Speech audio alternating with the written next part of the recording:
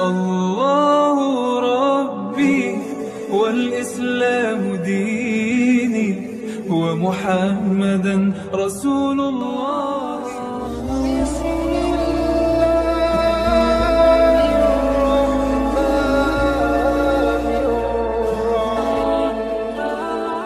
Pak Haji Qasim ya bisa jelas, dan evaluasi yang kemarin dirapatkan bisa disampaikan di sini. Bismillahirrahmanirrahim. Assalamualaikum warahmatullahi wabarakatuh. Alhamdulillah wassalatu wassalamu ala Rasulillah wa ala alihi wa sahbihi wa mawala. Asyhadu an la ilaha illallah, asyhadu anna Muhammadan abduhu wa rasuluhu la nabiyya ba'da. Bapak-bapak, ibu-ibu, rekan-rekan pengurus Masjid Raya Al-Insan yang Allah muliakan, mobil khusus Dewan Pembina, Ustadz Ahmad Yani, Ustadz Kiri, dan para asisten yang lainnya, mobil khusus Ketua BKM kita sekaligus Dewan Kota Jakarta Selatan Pak Ari. Saya mewakili Pak Haji Qasim yang sedianya beliau bisa hadir ya bersama kita semua di sini, tapi karena kurang sehat, minta doa semoga Allah Subhanahu wa taala berikan kesehatan kepada beliau, ya sakitnya diangkat oleh Allah Subhanahu wa taala. Sebagai informasi awal, untuk jadikan pelajaran ya, ini penting. Yang ingin saya sampaikan pertama ini penting sekali. Seorang Pak Haji Qasim ya, ini penting sekali disampaikan di sini. Ada orang yang sudah berumur ya 60-an ya, di atas 60-an ya, masih mau mengurusi masjid ya, dan masih ngumpulin anak-anak muda kayak saya, kan saya anak muda nih. Masih mengumpulin anak-anak muda, ngeprak-ngeprik, ayo datang ya. Dan juga masih sering hadir di masjid untuk menghandle beberapa kegiatan-kegiatan masjid, itu luar biasa. Ini menjadi cambuk dan tantangan kita semua, baik yang ikhwan maupun yang akhwat ya. Dengan usia yang sudah senja, beliau masih mujahadahnya luar biasa. Itu yang pertama ya, perlu kita jadikan contoh dan jadikan pelajaran buat kita semua insyaallah. Nah, bapak-bapak, ibu-ibu yang Allah muliakan, bisa ya? Susah? Bisa? Nah, kita dikumpulkan oleh beliau itu di hari Kamis ya? Ya, Kamis ya. Kamis itu ya alhamdulillah, terutama saya masih libur gitu ya. Jadi guru, jadi masih bisa meluangkan waktu. Emang sehari-hari saya tuh dari pagi sampai malam itu, sampai isya. Ya, bahkan hari Sabtu juga masih berada di sekolah. Tapi alhamdulillah di 2 minggu ini kita diberikan kesempatan bisa bertemu dengan Pak Haji Qasim. Jadi kita bertemu di hari Kamis siang ya, diundang oleh beliau, sekaligus juga ditemani oleh imam muda yang namanya Ustadz Niko. Ya, sekaligus kita mendaulat beliau sebagai penanggung jawab sub bidang sholat rawatib ya. Jadi dari bidang peribadatan itu ada 3 sub. Yang sub pertama itu sub sholat rawatib, Ustadz Niko Arianto, yang baru dibentuk oleh beliau kemarin, mengusulkan kepada ketua BKM. Yang kedua sub bidang sholat Jumat, ya itu beliau sendiri Pak Haji Muhammad Qasim. Dan sub bidang PHBI yang agak kurang aktif ya, karena sehubungan tadi saya pagi pulang malam. Di PHBI saya sendiri. Kantum.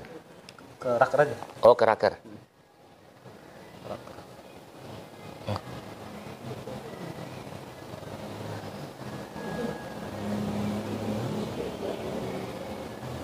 Nah,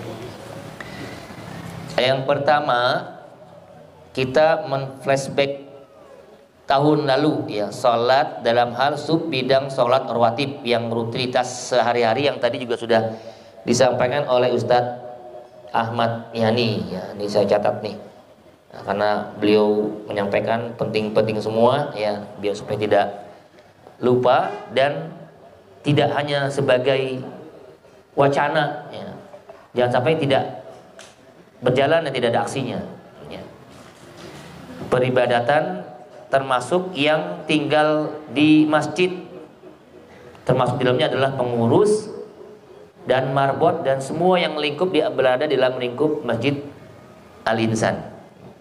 Maka permasalahan kendala yang terjadi sebelumnya setahun yang lalu ya bisa dilihat di sini.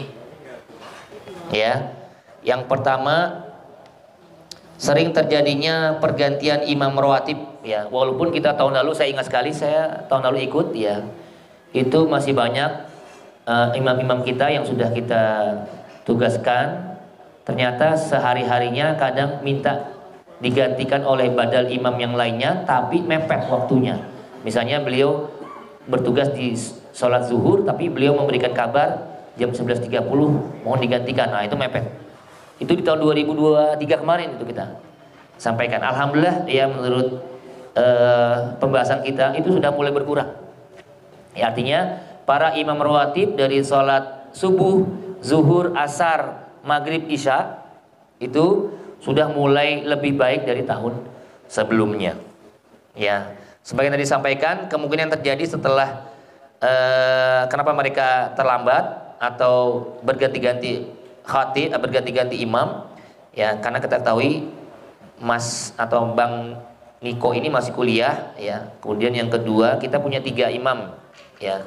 Yang pertama imamnya adalah imam besar ya, imam Pak Kiai kita Pak Haji Abu Bakar. Yang kedua Ustadz Syahrul, yang ketiga Ustadz Niko ya. Dan yang keempat teman-teman dari mahasiswa ya, diperbantukan dikala ada hal-hal yang tidak tercover di sana. Nah, dari beberapa imam yang sebelumnya di tahun 2004 berlangsung ya, ada yang keluar atau mengundurkan diri sehubungan dengan ditugaskan oleh lembaganya untuk pengabdian di lembaga tersebut, seperti Ustadz Agung yang kemarin ya. Nah, ini menjadi catatan buat kita semua. Kemudian yang kedua, belum adanya, kita memiliki tadi sampai oleh Ustadz Ahmad Yani, badal imam rawatib apabila imam berhalangan atau keluar, belum ada penggantinya ya. Dan yang mengganti imam sementara beberapa masih tahun yang lalu itu dari jamaah yang ada. Nah, dari permasalahan ini ya, usulan dalam bentuk pelayanan yang lebih baik nanti lagi kepada jamaah. Yang pertama, para imam rawatib ada kriteria di kita, kriteria imam rawatib ya, yang digagas oleh Pak Haji ya. Yang pertama, berakhlak yang baik, kemudian tahfiz Qur'annya 30 juz dengan bacaan yang juga baik ya. Jadi ada kriteria-kriteria imam yang harus dilakukan oleh 3 orang imam ini ya. Saya yakin itu semua sudah dimiliki oleh masing-masing imam. Hanya saja Pak Haji Qasim sebagai penanggung jawab full ya, perlu mengingatkan ya, mengingatkan dalam hal ini. Termasuk di dalamnya adalah tadi juga sampaikan ya, kadang namanya anak muda ya kan, ustadz kita ini masih muda gitu ya. Kalau subuhnya mungkin malamnya tidurnya kemalaman, jam 2 baru tidur, bangun di subuhnya itu agak sulit. Nah, ini perlu makanya kita nanti buat SOP-nya. Kemudian karena sering gonta-ganti imam ya, kita mengusulkan para imam perlu adanya ikatan ya, ikatan kontrak kerja lah gitu ya, kontrak perjanjian dengan mereka antara BKM masjid dengan para imam rawatib ya, sekedar mengingatkan bahwa beliau ditugaskan, diamanahkan oleh BKM Masjid Al-Insan sebagai imam. Jadi nggak sembarangan minta izin, nggak sembarangan, "Afwan Ustadz, kayaknya ana nggak bisa menunaikan tugas menjadi imam di hari ini," gitu ya. Kalau ada itu insya Allah semakin kuat. Kemudian yang ketiga, saya tanya-tanya sama Pak Haji Qasim, kalau nggak salah tahun lalu tuh kita sudah sepakat mau memberikan surprise buat imam, seragam khusus imam. Saya tanya, kata sudah dibelikan, tapi saya jarang lihat dipakai. Nah, makanya saya bilang, kenapa Pak Haji? Iya, jarang dipakai. Maka untuk yang berikutnya kita tegaskan kembali, mohon ya dengan kesadaran para imam untuk memakai seragam yang sudah diberikan oleh BKM Masjid Raya Al-Insan. Kemudian yang keempat, nah tadi sudah saya sampaikan, kita akan buatkan SOP untuk panduan kerja para imam. Contoh, ya, imam datangnya 5 menit sebelum atau 10 menit sebelum dia bertugas. Ya. Kemudian yang kedua, imam harus memakai baju yang tadi ya, yang sudah disiapkan oleh masjid, atau paling nggak minimal memakai kain sarung dan lain sebagainya. Itu sudah nanti akan disiapkan oleh tim kita. Itu untuk sholat sunnah rawatib yang kesehariannya ada. Pembahasan kita kemarin tuh sampai detail ya, mungkin karena beliau tidak terlalu mencatat lebih detail. Jadi antara Ustadz Niko, kemudian Ustadz Syahrul, kemudian Ustadz Haji Abu Bakar itu sudah melengkapi kecuali di hari Selasa zuhur. Ya, Selasa zuhur yang kosong. Nah, Selasa zuhur itu kita minta teman-teman dari STM yang menggantikan ya, Sapauzi ya. Jadi sholat zuhur itu mohon teman-teman STM ada di antara nanti akan kita jadwal.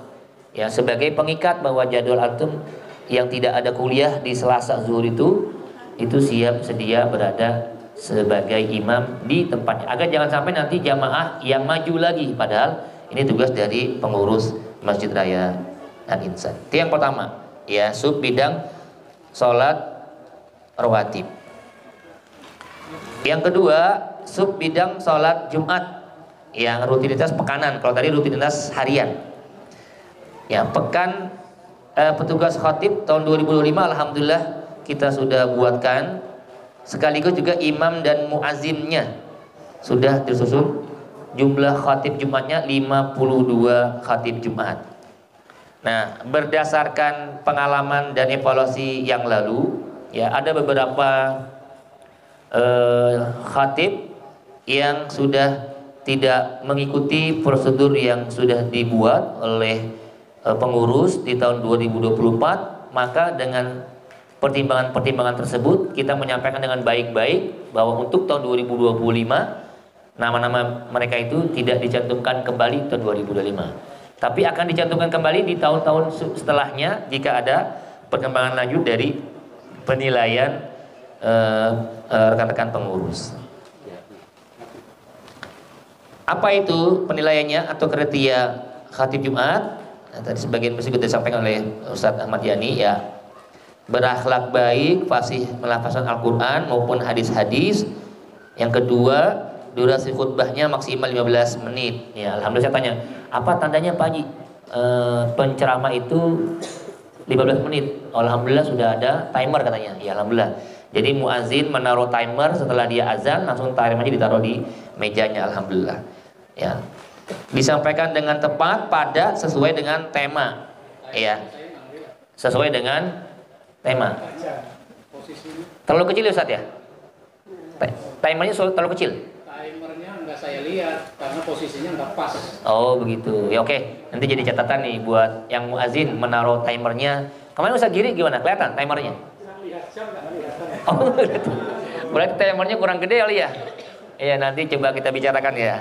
Timernya kurang besar insyaallah. Oh begitu, siap. Ya. Nanti kita catat ya. Pak Nutolen, Bang Ami ya, dicatat ya notulensinya ya tadi ya. Ya, timernya nanti mungkin dicari yang lebih besar ya. Kemudian kriteria berikutnya memenuhi 5 rukun khutbah dan dipersiapkan timer tadi sudah sampaikan ya sebelum menyampaikan khutbah. Yang kedua, ini juga menyangkut regenerasi. Yang penting ini kita sampaikan kepada para khutbah ya, para khatib yang bertugas di Masjid Raya Al-Insan, diusahakan di bawah umur 80 tahun. Ini pelan-pelan nanti setelah 80 tahun, setelah 70 tahun, di bawahnya nanti 60 tahun. Kalau sekarang tiba-tiba banyak yang komplain nanti kalau di atas di bawah 60 tahun dan seterusnya ya. Jadi usia di bawah 80 tahun yang pertama itu, kemudian berdomisili tidak terlalu jauh dari masjid ya, sehingga jika bertugas kemungkinan bisa mengajak jamaah yang lainnya dan tidak akan terlambat insyaallah.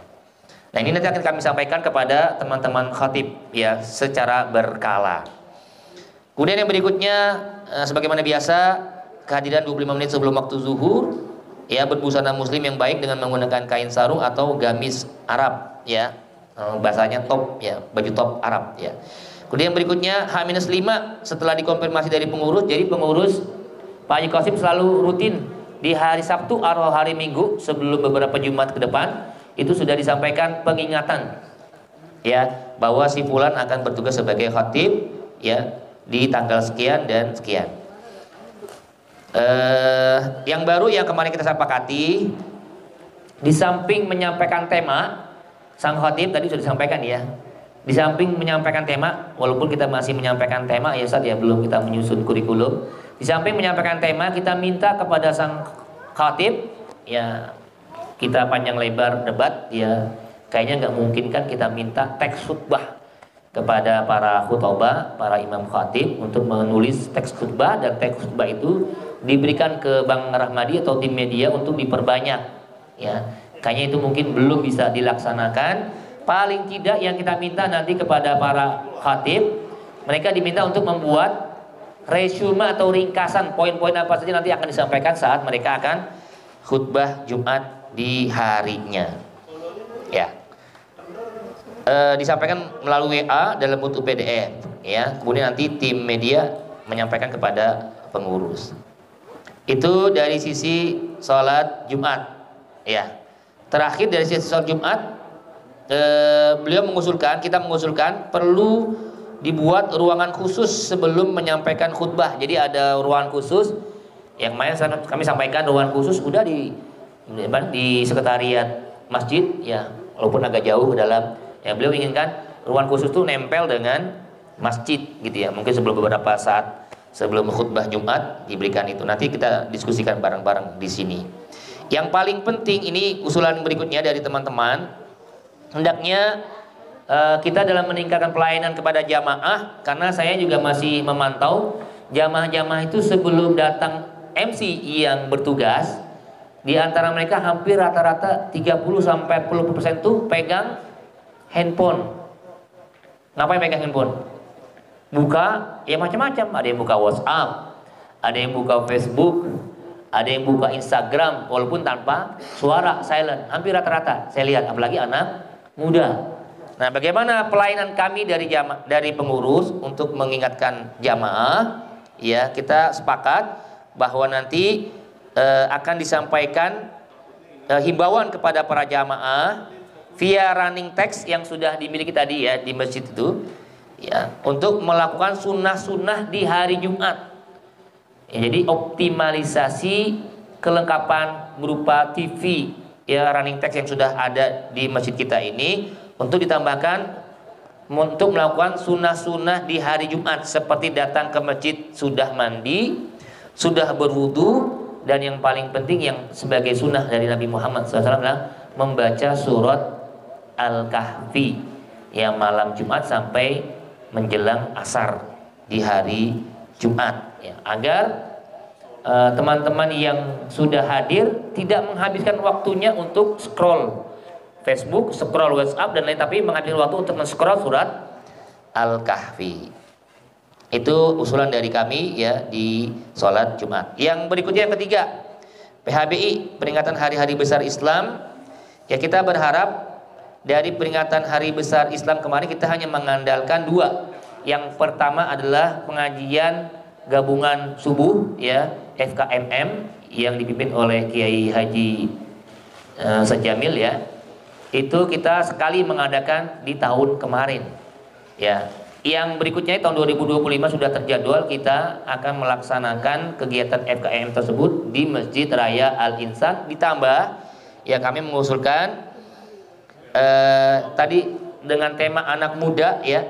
Jadi kita ingin mengadakan kepanitiaan perayaan hari besar Islam berupa Maulid Nabi Muhammad SAW dengan panitianya secara gabungan seluruh perwakilan dari pengurus masjid sekecamatan Kebayoran Lama.